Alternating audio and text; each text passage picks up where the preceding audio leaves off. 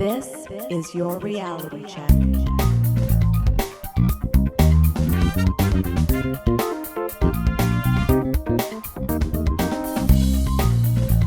Welcome, everyone, to the Reality Check, the weekly Canadian show that explores a wide range of controversies and curiosities using science and critical thinking. This is our show for January 2nd, 2022. Not so as usual, I'm your host, Adam Gardner. Joining me, not as usual either, are producer Pat. Hi, everyone. And Cristina. Hey, everyone. So a different show this week. We don't have the three segments as we usually do. We just have one, and it's our year-round sort of wrap-up. It's our predictions show. So we're going to look at the predictions we made last year, see how they did, and we're going to make some predictions for this upcoming year. So obviously, it's been an odd year. I feel like we said that last year. Right. It's been a different year, and maybe things will get back to normal this next year. Well, I'm going to say that again, and I hope it's more true. Obviously, we tried to put out as many shows as we could. We didn't get one every week, but we still hope that you enjoyed what we've been doing, even though we haven't been able to get together in person as often as we have wanted to. It's been challenging. We appreciate everyone's patience. Yeah. And, hey, it's been tough. Yeah. Yeah, it's been tough for everybody, I think, and I'm sure for our listeners too. You've all had your challenges, and I don't know if I can share optimism if I don't have any of them, but maybe things will get better. Maybe things will get better soon, right? So we're hoping. So it's a predictions episode. Obviously, there's a little silliness, and I always kind of point this out. We can't predict the future. Those who say they can predict the future are usually bad about it, and there's a lot of thoughts on that, super forecasters and things like that. The people that are better at it usually think they're worse at it. One extra thing I kind of wanted to mention about predictions, I had recently read Steven Pinker's Rationality, so Darren discussed this on an earlier show. He gave a review. Thought it was a great book. One of the things he talks about is the Conjunction Fallacy. So this basically says, although the probability of two events occurring in conjunction is always less than either occurring on their own, some people will often assume them to be more likely depending on the way it's phrased. And this kind of touches into what people sometimes do with predictions and what we do with some of our predictions to make them sound more plausible. So the one example, which is sort of the famous example, is about a woman, and it presents some options so that you can try to guess what's her situation. So I'll just read that example. Linda is 31 years old, single, outspoken, and very bright. She majored in philosophy. As a student, she was deeply concerned with issues of discrimination and social justice and also participated in anti-nuclear demonstration. Which of these two statements is more probable? Linda is a bank teller. Linda is a bank teller and is active in the feminist movement.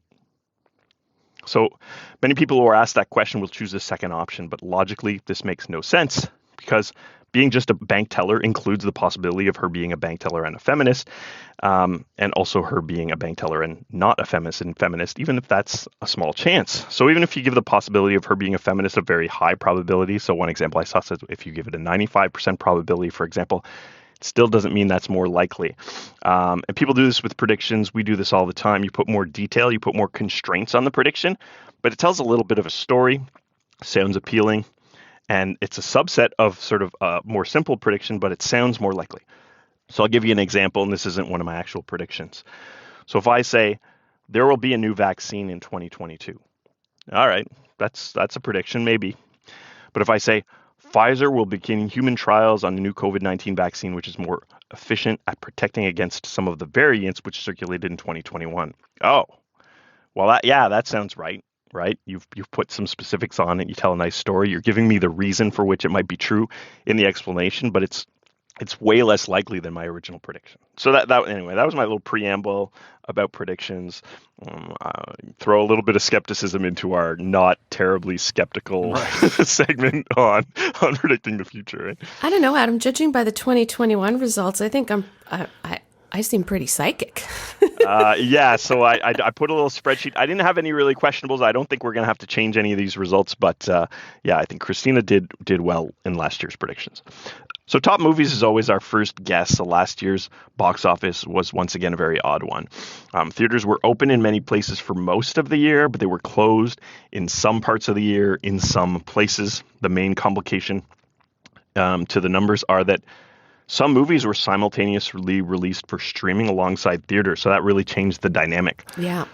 So right, if it's out on HBO Max, for example, on the first day, maybe someone won't go see it in theaters, even if they're still viewing it, even if the person who's making the movie is getting some revenue. Of course, the other complication is some people are still hesitant to go to movie theaters. Even if the theater is open, it doesn't mean all of a sudden people are kind of okay with being exposed to the virus or taking certain risks. So even when you're invited to the special premiere of The Matrix, where Keanu Reeves is going to be in the theater, and you have to say no. Because that happens, as you know. That's really unfortunate. I'm still not over it, but that's all right. Yeah. So we usually use international or worldwide box office numbers. However, it's nice to look at the U.S. numbers as well. So my prediction for the top movie was Godzilla versus Kong. I was way off. Yeah. Even when I made it, I was like, this is a bit of a crapshoot, but it was like the movie I was excited about at the time. Did Pat mention he watched it after you talked about it? On your recommendation, it was terrible. He said it was the worst. I think I sent Adam a note saying, I will never forgive you for this. Well, if that's the worst thing I do in my life, that's pretty good, I guess. Good point, yeah. Yeah, I mean, when I reviewed it on the show. Obviously, I talked about some of the science in it, which is a little questionable, and I maybe gave it a bit of a recommendation as a fun movie. But yeah, I mean, obviously, it's not for everyone. My son really enjoys it, so I've watched it a lot of times, and some of the parts I'm just like, oh, it's the gravity vortex again. Right. It makes no sense, you know. It's always more fun watching a movie like that through your kid's lens, right? Oh, yeah, and watching any movie through a kid's lens is funny, right? So I'll watch like a movie that has Godzilla in it, and I think like the later Godzilla shows up, the better the movie is, because it means like it's really building up the story and there's other things about it. Whereas like I show it to my son and he's like, well, when's Godzilla going to show up? I'm like, all right, we're going to skip to like, 57 minutes when Godzilla's going to show up or whatever. Anyway, this movie's fine because King Kong shows up like in the first minute. So he's fine. I can put it right on. No problem. Don't have to skip anything. So it was 8th in the worldwide box office. It only made $468 million, 12th domestically with only $99 million gross revenue. So it was simultaneously released on HBO Max, and that was certainly a factor in some of the money that it couldn't make. So here in Quebec, theaters were closed when it was released, so I couldn't go see it. And they closed like 2 days after it came out, and it was my daughter's birthday, so I didn't have a chance to see it. And then the borders were closed too, so I couldn't go to Ontario. Like it was not great, but I did manage to see it like right as theaters were opening back up. It was like at the tail end. So obviously, like that is a factor to consider. So Pat's guess was Fast and the Furious 9. That was not the top grossing movie, but it's a good guess since those movies usually do make a lot of money.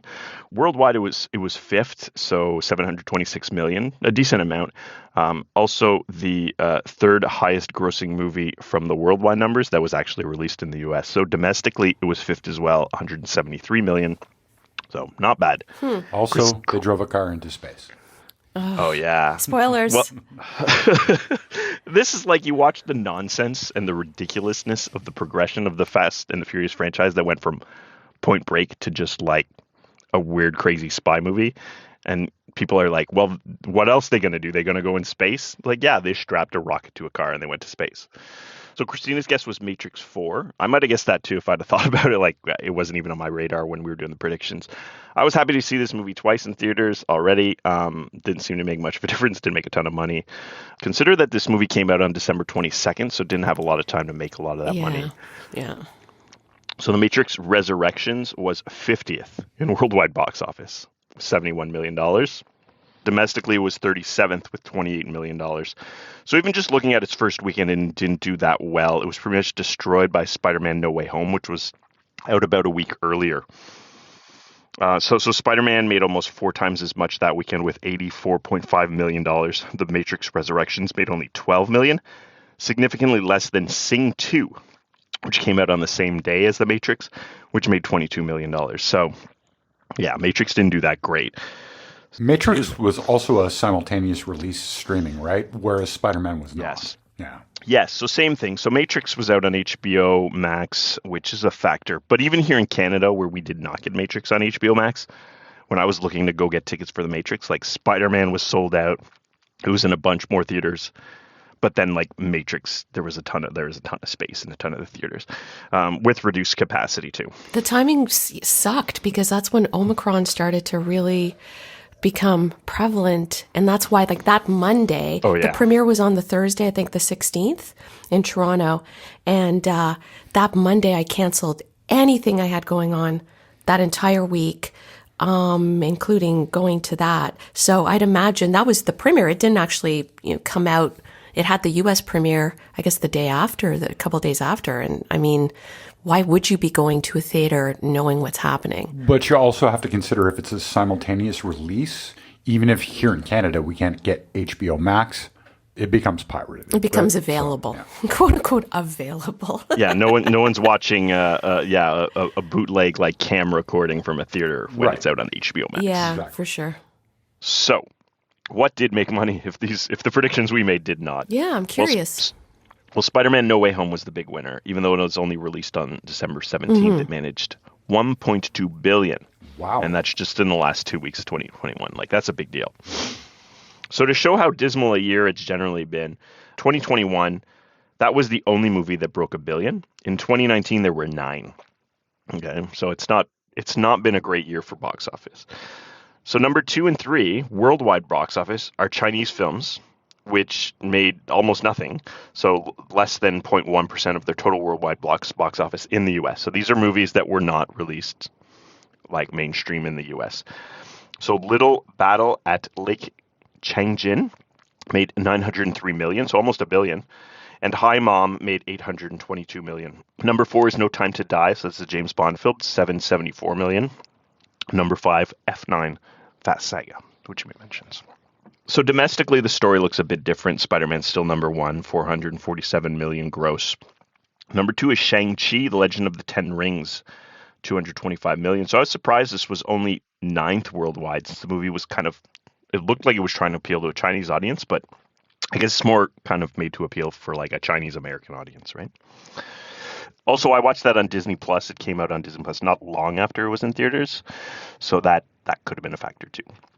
Number 3 is Venom, Let There Be Carnage.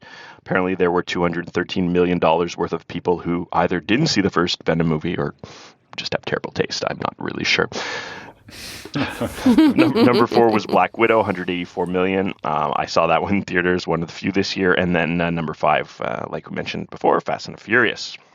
So next, let's move on to political predictions. So I asked the question, will there be an election? And if so, who will win? So there was a Canadian federal election. Justin Trudeau's Liberals won, but with a minority government. So I had said yes on the election happening. I guessed a Conservative win. So I got 1 out of 2 points there. Pat said yes on the election, and he said the Liberals would win. Right on both counts. Cristina said the same. Election with Liberal win. Good job. Cristina, you mentioned that the vaccine rollout success would be a factor. It certainly may have, but it's kind of hard to tell. So I didn't really evaluate that one. The vaccine rollout, I think it went well. Like at the time we were like, why are we getting it so late? But by the time the election was around, like everyone who wanted a vaccine had it. Sports prediction. So I asked if the 2020 Summer Olympics would take place. All of us said no. And they did occur in Tokyo from July 23rd to August 8th. So we all lost a point on that one. So we all evenly lost a point on that one by not making the right prediction. So the Olympic Stadium was not destroyed in an epic battle between Kaneda and Tetsuo. But that was probably predictable. So for basketball, Pat predicted an NBA final game between the Lakers and the Nets, with the Lakers winning. This did not happen. The final was between the Milwaukee Bucks and the Phoenix Suns. And it seems like the Brooklyn Nets lost to the Milwaukee Bucks in the Eastern Conference semifinals. The Lakers did not make the playoffs. I saw a reference to a play-in. I don't really know what that means, but it sounds like they didn't really make it close. So, Cristina, you predicted that the Lakers would win, which as I mentioned, is not correct. So you did not get a point there, unfortunately. For science and tech predictions, we made some pandemic predictions because way back at the beginning of 2021, there was a COVID-19 pandemic going on. So I asked the question, will the pandemic be under control by the end of 2021? So that would define itself as less than 100 new cases per day in Canada. We're at over 2 million active cases with over 35,000 new cases on January 1st. So No, that didn't happen. It was pretty low for a while, sort of late summer, but obviously things kind of jumped back up a lot in the past 2 weeks. So I guessed it would be under that number. I was wrong. Pat, you said better, but still over 100 cases, largely due to new strains, which is true. I don't know if it's better, but I give you the point anyway. You were right about new strains. Cristina, you said be less than 100, so you were wrong there as well. I asked if the lockdown would be over by the end of 2021, so I defined that as government-mandated restrictions on travel, all businesses allowed to be open to the public, no limits on gatherings in areas which we live, right? So Toronto, Ottawa, I live in Chelsea. So that was wrong. Restrictions in Quebec and Ontario are still going pretty strong. Quebec... Yeah, you guys have a curfew. Yeah, Quebec in particular, like it's really bad. Like it's curfew, 0 indoor gatherings, bars, restaurants fully closed, no indoor sports, theaters closed, gyms closed, right? Like not the strictest it's been, but like it went from almost everything allowed to really heavy restrictions in like a week and a half. So some of the strictest stuff in the world right now.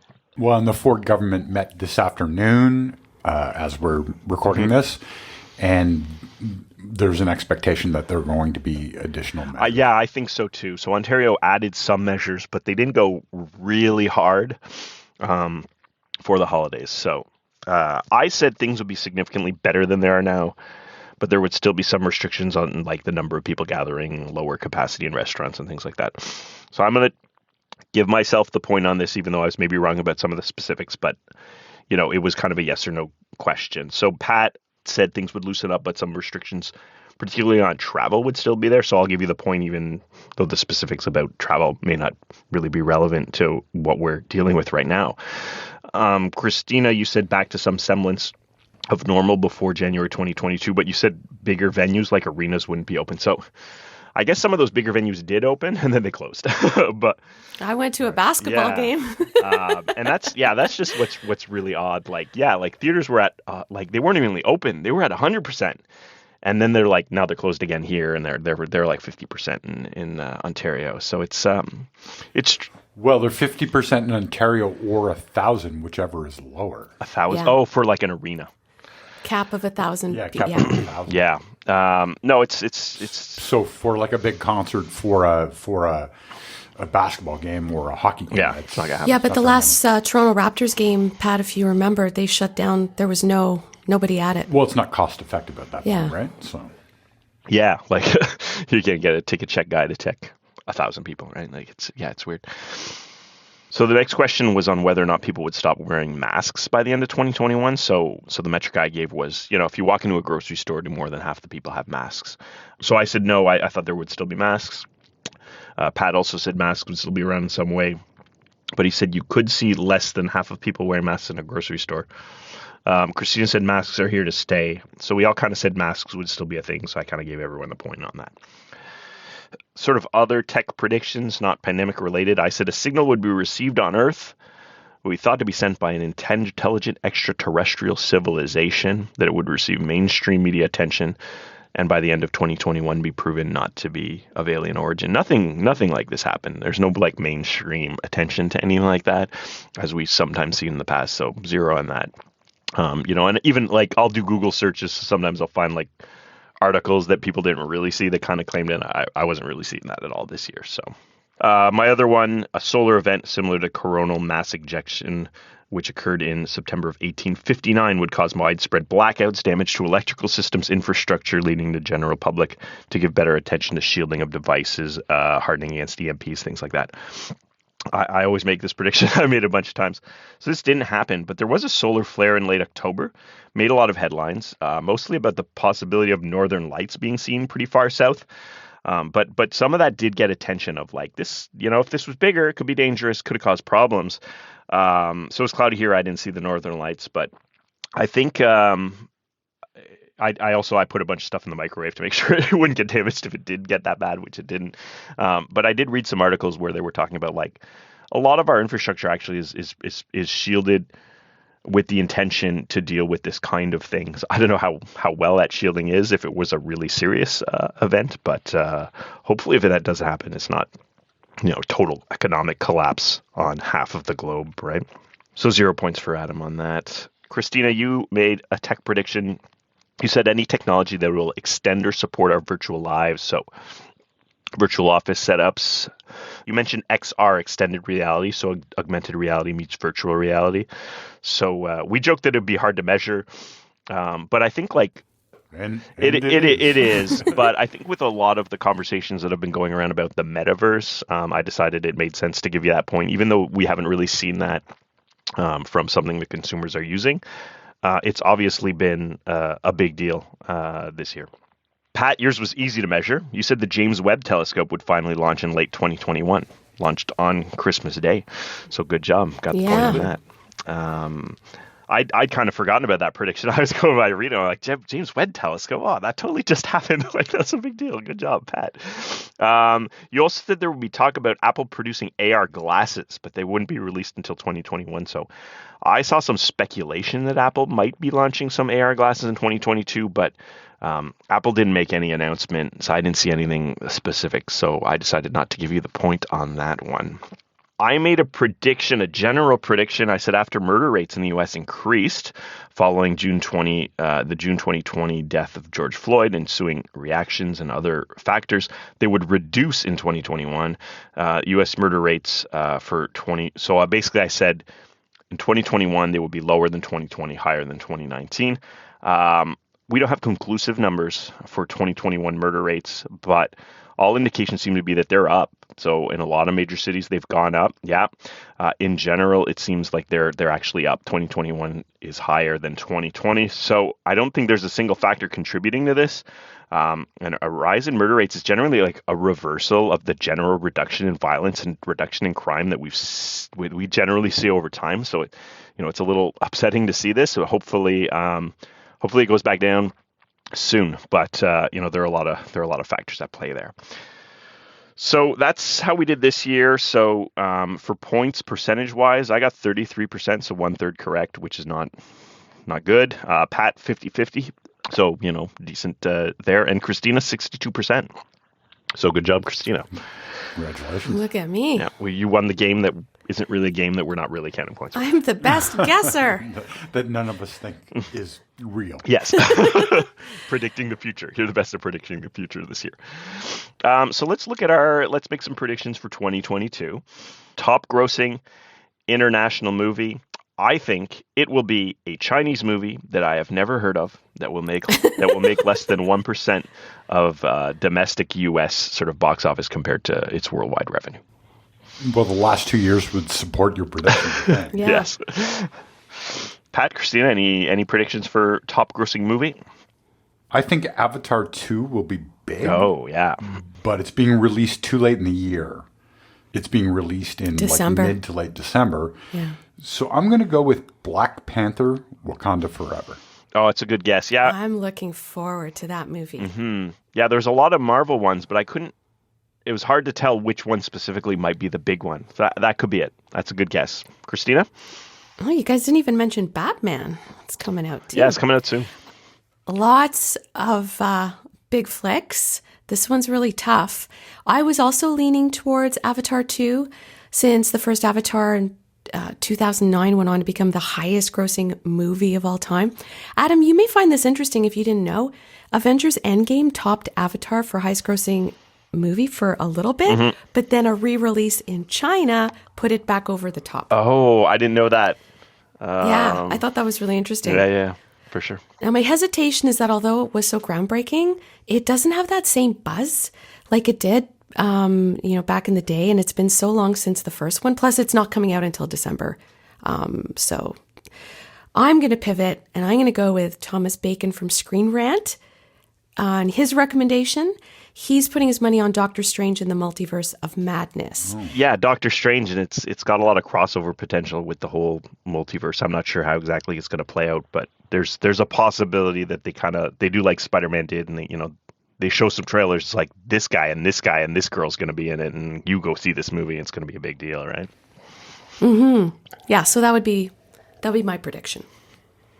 So political predictions, I don't think a federal election is likely. So I made some provincial Quebec predictions. So I think the Quebec provincial government will introduce a bill to ban the teaching of CRT, critical race theory.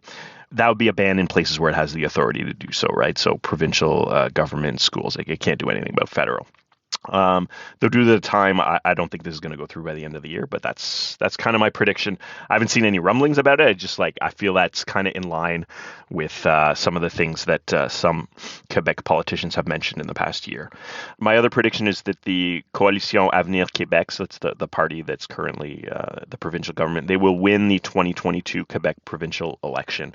I think some people are maybe a little not too happy with the way some of that pandemic's being handled, but especially with what we're talking about with Bill 21, and the Liberal leader seems very against Bill 21, and the people of Quebec seem to generally support it. So I think that's going to be a big issue, and they will end up winning that.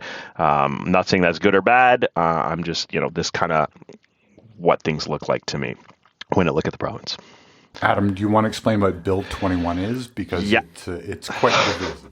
Yeah, so Bill 21 is a law related to secularism in Quebec. I think the idea makes sense, right? It's basically a secularism on all provincial levels.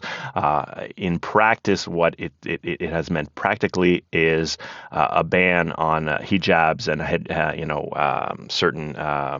certain clothing for people teaching or having other provincial jobs in Quebec. So that's been a big deal. School down the street from me, there was a woman there who was fired from her substitute teaching job, who wore a hijab, I believe it was. So it made a big deal. It's made a lot of news locally here in Chelsea. Most of the local residents seem to oppose the bill, but I think Quebec at large tends to support it. Also elsewhere in Canada, there's been a lot of opposition to the bill.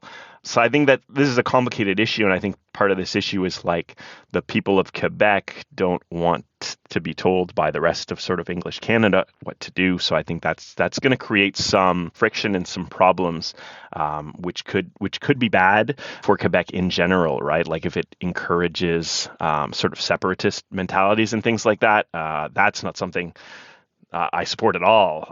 So I think that can be bad. So these sort of unintended consequences that can come out of this kind of thing. So it's complicated, the whole political sphere here, and it's very different than the rest of Canada. And there's a lot of reasons. There's very Quebec specific reasons for this, right? There was sort of a departure from the church. Sort of, I guess it was like around sort of late 60s, 70s, the Silent Revolution, and it kind of culminated in this attitude. But there's also, I think there's also sort of some xenophobic, some kind of racist thoughts behind it. Not to try to simplify it to that, but that's a part of it, and that's the part that people sort of grab onto, which makes it complicated. So I think all of that's going to kind of come into play for the election that's going to be pretty late this year, and we'll see how it goes. I think by the time it's all done, we'll look back and we'll say like, oh yeah, like that was a big issue.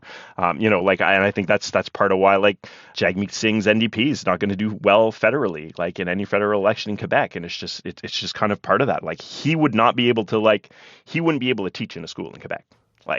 Or be a police officer or work in a government building. People other in Canada, Jagmeet Singh wears a turban. He's Sikh. Yeah. So it's complicated, but there's a lot of issues there, and it's easy to kind of ignore them. But now that it's kind of coming up like this, I think people are starting to really kind of see what's going on, and it's creating a lot of controversy, obviously.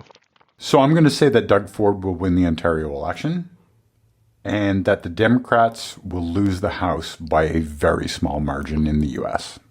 That's funny. I have a U.S. and Ontario-centric prediction, too, that are similar. I've been avoiding going down U.S. political news rabbit holes the last few months, but one thing that I have read is that midterm elections are fairly predictable, with extremely rare exceptions. The party in power loses seats. So that said, I tend to agree with Pat that the Democrats may lose the House. They'll definitely not win the Senate.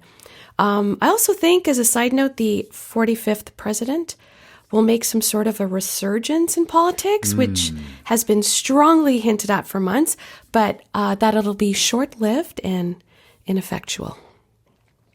So this is why we call it 2020. And since we have a provincial election around the corner in Ontario, I think Doug Ford may be reelected, but these are my reasons. There's been fierce criticism of his party's handling of the pandemic, and his popularity really, really tanked in the polls.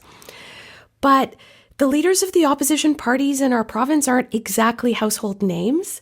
The Liberals lost official party status, meaning their leader doesn't even have a seat in the legislature.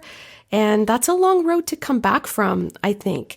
I couldn't remember the Liberal leader's last name today when Pat and I were talking, which is not a good sign at all. So, I'm afraid he may be reelected. Well, it's a little tricky, right? It's like if your leader is too well known, then there'll also be like negative publicity already existing against them. So maybe it can be good, but it can be bad. But yeah, like if you can't recall a person's name, that's not fantastic. Right? That's it. Good. So those are all the political predictions. I didn't have any sports predictions, but I assume that the two of you do. I do. I'm going to pick Brazil to win the World Cup, Colorado to win the Stanley Cup, and Brooklyn to win the NBA championship. I'm going to stick with sports I know and love. So, yeah, FIFA World Cup. Fortunately, still waiting to see if Portugal's going to qualify. They've had a bit of a disappointing year. It would be very weird to not see Cristiano Ronaldo play in a World Cup. But the futures market, Pat, they've got Brazil top of their betting favorites. So I traditionally default to my Portuguese brothers and sisters in Brazil when Portugal loses. Right. So I'm going to just say Brazil. I think Brazil and France are the teams to beat. And then NBA Finals. I wish I could say my Raptors would be there, but that's a stretch. I think the finals will be Golden State Warriors and Phoenix Suns. Ooh. Even though the Nets are series contenders, I may have chosen them before all of this Kyrie Irving business. Right. I'd personally love to see Chris Paul from the Suns finally get a championship, and they made it to the NBA Finals last year, as you mentioned. They played the Bucks. I was happy to see Giannis Antetokounmpo get a ring, but sad for Chris Paul. And then on the Warrior side, Steph Curry recently broke the NBA record for career three-point shots, and he's still got quite a few good years in him. So we're actually witnessing one of basketball's legend playing in real time. And legends often win championships. So I'm going to go with the Warriors. So for sort of science and tech predictions, I had some other COVID predictions. I had some categories that I put out here that we all I think we all voted on. So first question, same as last year. Will the pandemic be under control by the end of 2022? So less than 100 new cases per day in Canada. So sort of, we're talking December 31st, January 1st. I said no. I think it'll be higher than that because my optimism has turned to despair. Thoughts from Toronto? Unfortunately, I think there's a compelling reason to suggest it may not be totally under control by the end of 2022. And if we're not vaccinating the globe fast enough, as we know, this gives the virus many opportunities to mutate, which sucks for all of us. And I very, very honestly did not anticipate the percentage of people that I share Earth with to outright choose not to be vaccinated. Yeah, I was very surprised by that. Part of my optimism at the beginning of 2021 over the vaccines, I think maybe I just didn't understand how they work as well. That's fine. That you're not 100%. That's okay. But yeah, I think I overestimated the adoption of those for the sake of optimism and learning how pandemics historically end, I'm going to say yes, it will be under control. Okay, so it'll be under 100 new cases. You think that point will be good? I disagree. Pat? I think it'll be more under control and moving towards endemic, but Canada is still going to have more than 100 cases per day, and I think there's going to be another variant of concern. Yeah, endemic becomes sort of what do we do now? Because it's still going to be out, and like people are still going to be uncomfortable. So then that puts a whole question about what our reaction to it's going to be, right? So, and I don't know what metric we would really use to say that. Like, is the World Health Organization going to come out and say like, well, it's endemic now, so I think it's generally whatever you're doing is what you're doing. I think it's generally thought to be that the rate of infection is stable and predictable. Yeah. Okay. Oh yeah, because right now for sure it is exactly like past 2 weeks, you're just seeing it skyrocket, right? Okay, that's a good point, Pat. I hadn't really thought about the specifics. So my next category, again, same as last year, will people still be wearing masks? So more than half the people in a grocery store is the metric that I used last time. I think, yes, they will still be wearing masks at the end of the year. I agree 100%. Masks are probably here to stay for a bit. Yeah. Cristina? I agree. It seems so weird to many people in North America before, but we're so used to wearing masks now, and we understand that it does help mitigate spreading colds and germs. And I can still see people busting out a mask when needed, maybe not more than half of the people in a grocery store. I highly doubt that unless people are told they have to, that they will choose not to wear a mask. So I don't think more than half at a grocery store will be wearing them. But yeah, it's not like they'll ever have a rule like you're not allowed to wear a mask in here. Right? Like, so if the grocery store came by and said like we've now relaxed it and it's your choice, I feel like a lot of people are still going to wear them. Like, that's just going to be kind of the reality of it. There'll be social pressures and other things that. But I don't think more than half if given a choice. You think it'll be less than half? Okay. Good. And I guess my other question, will the lockdown be over by the end of 2022? So like last year, government mandated restrictions on travel, no restrictions on gathering sizes, indoors or outdoors, businesses open, max capacity. I think there will still be restrictions in place at the end of 2022, even though I expect they'll be lighter than they are now because things are really restrictive in Quebec right now. I 100% agree. Wow, you guys are Debbie Downers. Sorry. I don't agree with you guys. I think, no restrictions on travel gathering sizes, businesses, government mandated. Yeah, I think that there's a conversation evolving from getting through this acute stage of the pandemic into an endemic. And a lot of people way smarter than I am suggest that as more people acquire immunity through vaccinations or infections, this helps mitigate the severity of the disease like we're seeing so far with Omicron. So I think we will move from a lockdown crisis to learning to live with COVID or work around it by the end of 2022, though. Definitely by the end of it. Okay, we'll move on to the next one. Next question, will a vaccine passport still be required by either the Quebec or Ontario provincial government for some businesses at the end of 2022? I think it will. Thoughts from Toronto? Yes. Okay. That's it? That's all you're going to say? I think they'll still be required in some businesses. Yeah. But that's different than saying it'll be required by the government. Yes. So if a business, so I'm specifically asking if the government will mandate a business to use it. So if a business is allowed to go out of their way to say I require a passport, sure, but it's not needed, then I would say that doesn't count. So like for example, the government saying you cannot go into a bar or a movie theater without this vaccine passport. I think the government will still mandate it. Yeah. Okay. Cristina? I don't. I think that, Ontario's health minister has outright said, considering Omicron, it's important to keep unvaxxed people out of high-risk settings and mitigating, ICU overflow. So it's not going away anytime soon. But I don't think there will be a sweeping vax passport mandate by the end of 2022. I do think some businesses and organizations will keep them in place, but I don't think it'll be a mandated thing. And as an aside, I read a Canadian Press article from December 6th. That wasn't that long ago.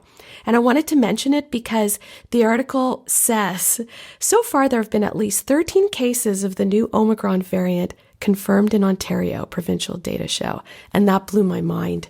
That was 13 cases just 3 weeks ago, and what's happened since then. I remember when I sent to all of you that there was a case in Canada. In Canada. Yeah. Wild. Yeah, it changed quickly. It changed much more. Like, I think things changed much more quickly than they did in like March 2020. Like that's shocking. But I guess people reacted in a different way then too. Okay, so I've got two other short predictions related to the pandemic. One is that I predict at least 2 new variants of concern in 2022.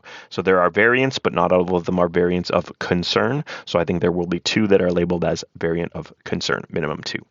I also think that since each new variant, but not necessarily a variant of concern, uses up a letter in the Greek alphabet, or at least a letter in the Greek alphabet, they skipped a couple. I predict that they will run out of letters in the Greek alphabet by the end of 2022, and they'll have to come with some change, or they'll need to adapt their naming convention in some way for something after the Omega variant. I had another here. I predict that there will be a new vaccine that promises some additional protection than the ones currently on the market. So I'm not talking about boosters. I'm talking about a different vaccine. Different as in not an mRNA or an mRNA? I guess I'm not being that specific, so I guess it could still be mRNA or something like that, but it'll be different from the current vaccines in some way. Maybe it'll be targeted to a variant. Maybe it'll be some other way, just more effective. I don't know, but that's maybe less side effects. The cuboid vax has a nice ring to it. Cuboid vax, instead of spike, it's got 8 spikes, just like a cuboid, right? Yeah, that's possible. Any other pandemic related thoughts, or should we move on to other science and tech predictions? Let's move on. Okay. So I'm going to repeat my solar event prediction, right? Like I said before, some sort of event knocks out most of half the power on half the globe. And I'm going to make it every year till it happens, not because I want it to happen, but because I think it's a thing that could happen. It's plausible. Yeah. I hope that we're able to do a show at the end of the year, if that happens, if I don't get eaten by marauders or something like that. But I guess if it's on the other side of the planet, like, we'll be mostly fine, right? Like, the dollar store doesn't have as many goods coming in from the other side of the planet, but like, there could be that could be a big thing. Any science and tech predictions from Toronto? I'm kind of going with what I said last year about AR and VR, but more in an advertising vein. I don't think we're going to be in the holographic ads from cyberpunk and sci-fi movies, like a Minority Report when Tom Cruise walks into the Gap and he gets a retina scan. But I do think that AR and VR advertising is going to become more prevalent, especially in light of what retailers have gone through during the pandemic. So, AR is already used in online shopping. Like, you can virtually see how a piece of furniture looks in your room. You can try on eyeglasses virtually with a webcam, or, lipstick, shade of blush. But I think they'll be used more in retail stores, like we're doing with restaurant menus and QR codes, and there'll be enhanced AR consumer interfaces. So it'll be a little bit more high tech when you go shopping. So I'm going to say that the first pictures from the James Webb telescope will become available. And by the end of the year, the telescope will offer something that starts to transform our understanding of the universe. Ooh, well, there's some... That just gave me goosebumps. Aliens. That would be really fantastic, Pat. I hope you're right about that. Apple is going to release a mixed reality headset. I thought you were going to say a mixtape. So mixed reality means what in this sense, Pat? Reality and VR. Oh, so like an overlay of like an Oculus, but a little bit more. Yeah. A little bit more. Like advanced. Free Guy. Okay, so you're walking around and you're sort of seeing what you're seeing in your goggles is actually sort of overlaying and interacting with the real world that you're in AR, but in a sort of goggle type of sense there. That sounds cool. And the Large Hadron Collider will become operational again. Oh, let's hope so. General predictions. I only have one. A star's arc of Sailor Moon Crystal will be announced, but not released in 2022. So I don't know if that's going to be a movie, that's going to be a show, but it's going to be something. That's all I have. I literally said to Cristina, side prediction. the fact that we have general predictions at the end is just for Adam to like jam in some sort of Sailor Moon thing. Yeah. I almost think it's worth giving you an extra point for that prediction. Adam will have that's my prediction. Yeah. Next year, Adam will have a general category in order to jam in a Sailor Moon prediction. Well, yeah, but now I'll have just listened to that when I'm making my predictions, but I still might not be able to avoid doing it. Point. So, okay, well, we'll see about that. Any general predictions from Toronto? Canada will decriminalize possession of small amounts of illicit drugs, much like Portugal, which I covered in episode 571, which was a great episode, by the way.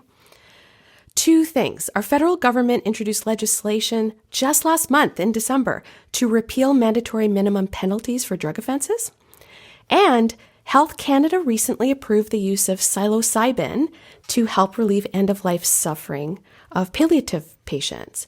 And Toronto's been pushing for decriminalization of possession of small amounts of drugs for a while, along with Vancouver. So it may sound a little bit lofty, but I also never imagined as a teen that I'd see 6 or 7 legal weed shops within a 2-kilometer radius from my house. So one can dream, I guess. That's my prediction. Well, and there's a lot of indications that it helps with depression and anxiety and a few other things, right? So they need to study it more. But I did read, I think it was Oregon, that they've put forth a bill that's influenced by the results, the positive results in Portugal from decriminalizing. Of microdosing. Not specific to psilocybin, but specific to how decriminalizing heroin and how it's affected 100%. Society in general. Same thing with the clean needles in Vancouver. Mm-hmm. Yeah, Insight. Yeah. Was it Insight? That was, yeah. So you're specifically saying for basically any. Small amounts of illicit drugs. Yeah. That's currently illegal. Any illicit drug. Okay. Interesting. I mean, I read a whole book on psilocybin and was it Michael? I don't want to get his name wrong. Michael Copeland, I think. Palin? Michael Palin. This book will change your mind. Anyway, this book will change your mind. It's all about psilocybin, LSD, mushrooms, and these are non-habit-forming, non-addictive substances, so they're controlled for certain reasons, but the reasons are very different from other addictive substances. The reasons for which they're controlled. So it'd be interesting to see some changes on any or all of those for sure. So it was great talking to everybody. Let's see how we're going to do for 2022. Obviously, don't take these predictions too seriously. It's just fun to think about these things sometime. And until next time, and until next year. Peace out, cuboids. Happy New Year, everyone. Stay safe, stay classy, not smartassy. For show notes or to discuss this episode, visit our Facebook page and website at trcpodcast.com. For general inquiries or to send a topic or parody suggestion, email info@trcpodcast.com. Help support the show by leaving a review on iTunes and liking us on Facebook. Follow us on Twitter at @TRC_podcast. Outtakes. Welcome to the reality check. That's got to go in the outtakes. It's right off the bat. Hang on, Adam. Hold it. Yep. Lay down. Stop it. Go on. Adam, they're being mean to me. They're trying to kill me, They Adam. beat me. They're Send not the even my police. real parents. Call the SPCA. Yeah, nice to have Holden back on the other side of the call there.